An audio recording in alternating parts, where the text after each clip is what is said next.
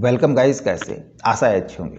साथियों, ये चल रही है हमारी सी लैंग्वेज की सीरीज और इसमें हमने अभी कवर करे हैं लूपिंग स्टेटमेंट को। हमने सारे लूप सीखे हैं।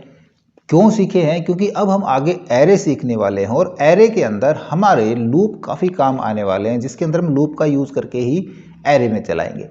तो एरे को सीखने से पहले लूप सीखना बहुत ज़रूरी था।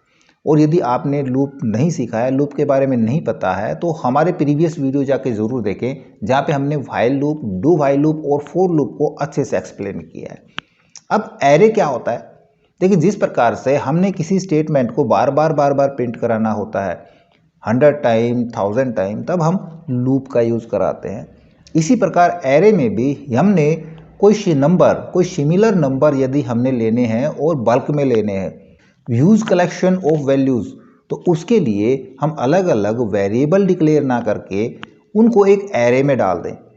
किस प्रकार से डालेंगे, एरे होता क्या है, एरे काम किस प्रकार करता है, ये सारा बारीकी से सीखते हैं इस वीडियो में, तो इसमें तक बने रहिएगा। नमस्कार साथियों, मेरा नाम है मनोज कुमार और आप देख रहे हैं कंप्यूटर ज्ञान गुरु चैनल। तो चलिए सीख लेते हैं।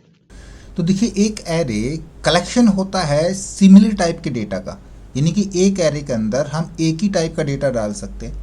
It is a contiguous memory which is indexed from 0 to n-1। तो इसको भी हम समझेंगे कि 0 to n-1 क्या है, बट उससे पहले हम एरे को समझते हैं। देखिए, हमने कोई भी एक वैल्यू लेनी है तो उसके लिए हम मेमोरी के अंदर एक स्टोरेज बनाते हैं। उसके लिए हम एक वेरिएबल डिक्लेयर करते हैं। यदि हमने 2 वैल्यू लेनी है तो 2 वेरिएबल बनाने पड़ेंगे, या फिर इसी प्रकार हमने कोई 10 एलिमेंट या 10 वैल्यू हमने स्टोर करनी है तो 10 वेरिएबल बनाने पड़ेंगे।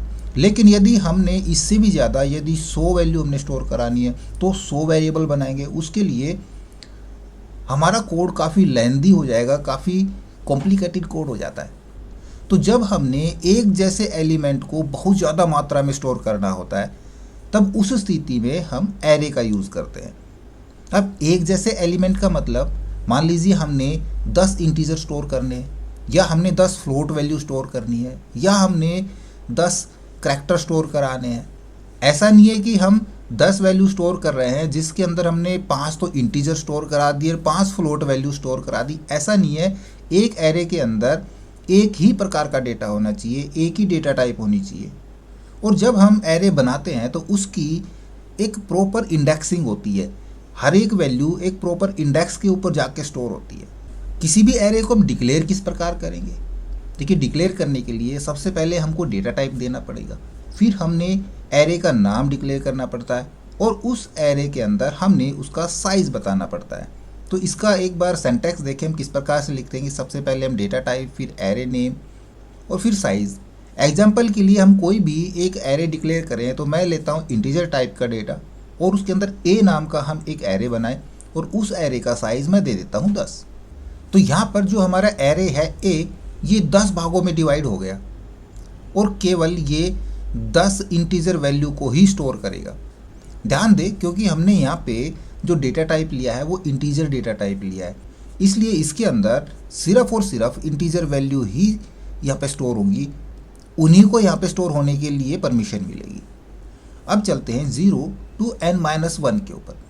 देखिए, जब भी हम कोई एरे लेते हैं तो उसकी वैल्यू जब स्टोर होती है तो एक पर्टिकुलर इंडेक्स नंबर पे जाके स्टोर होती है, क्योंकि एरे बनाते वक्त उसकी एक प्रॉपर एड्रेसिंग होती है। तो जो स्टार्टिंग होती है, जो इंडेक्स नंबर स्टार्ट होता है एरे के अंदर, वो होता है 0 से स्टार्ट। और n-1 का मतलब कहाँ तक जाएगा? हमने वैल्यू यहाँ पे लिया साइज एरे का 10, तो 10 - 1 9 तक जाएगा, यानी कि 0 से 9 तक के इंडेक्स नंबर बनेंगे और उन इंडेक्स नंबर पे वो वैल्यू स्टोर होंगी। कौन सी वैल्यू? जो वैल्यू हम एरे में पास कराएंगे। जैसे हमने लिखा ए, ब्रैकेट के अंदर दिया हमने 0 = 5, तो इसका मतलब हमने क्या किया, हमने उस एरे में 0 इंडेक्स के ऊपर 5 को स्टोर किया है। या फिर हम ए ब्रैकेट्स के अंदर डालें 5 और इक्वल करा दें 6, तो इसका मतलब 5 नंबर इंडेक्स पे जो वैल्यू जाएगी वो जाएगी 6 नंबर। तो ऐसे जो सीक्वेंस में हम वैल्यू डालेंगे वो उसी सीक्वेंस में 0 से और 9 तक। 9 तक क्यों? क्योंकि हमने एरे का साइज 10 लिया है और 10-1 तो 9 तक जाएगा। 0 to 9 हमारी 10 वैल्यू वहाँ पे सीक्वेंस में स्टोर हो जाएंगी, जो भी हम सीक्वेंस वैल्यू का देंगे। अब मान लीजिए हम इस प्रकार से लिखें, हम कोई भी एक वेरिएबल डिक्लेयर करें और वेरिएबल हमने लिया मान लीजिए i और i इक्वल कर दिया हमने 1। और इस वेरिएबल को यदि हम एरे में लेना चाहें तो हम यहाँ पे एरे के अंदर 0 इंडेक्स इक्वल करके i करा दे, तो इसका मतलब 0 इंडेक्स पे क्या गया, i वेरिएबल की जो वैल्यू है वो चली जाएगी और i के अंदर कितना है 1, तो 1 जाके स्टोर हो जाएगा 0 इंडेक्स पे। इसी प्रकार दूसरा कोई वेरिएबल ले रखा है तो उसी प्रकार से वो वैल्यू उसी इंडेक्स पे जाके स्टोर हो जाएगी। अब हम किसी भी एरे के अंदर कोई एलिमेंट किस प्रकार से इनपुट कराएं, किस प्रकार से उसको हम डिस्प्ले कराएं, या हमने कैलकुलेशन करानी है किसी एरे के ऊपर तो वो किस प्रकार से कराएंगे, तो ये जानेंगे नेक्स्ट वीडियो में प्रैक्टिकली। लगातार हमारे साथ बने रहिएगा। ओके, आई होप वीडियो आपको जरूर अच्छा लगा होगा। इसी प्रकार अच्छे अच्छे वीडियो देखते रहने के लिए लगातार हमारे साथ बने रहे। हमारे वीडियोस को ज़्यादा से ज़्यादा हम दोस्तों में शेयर करें, में लाइक करें, और यदि नया हमारे चैनल पे तो हम सब्सक्राइब जरूर कर लें।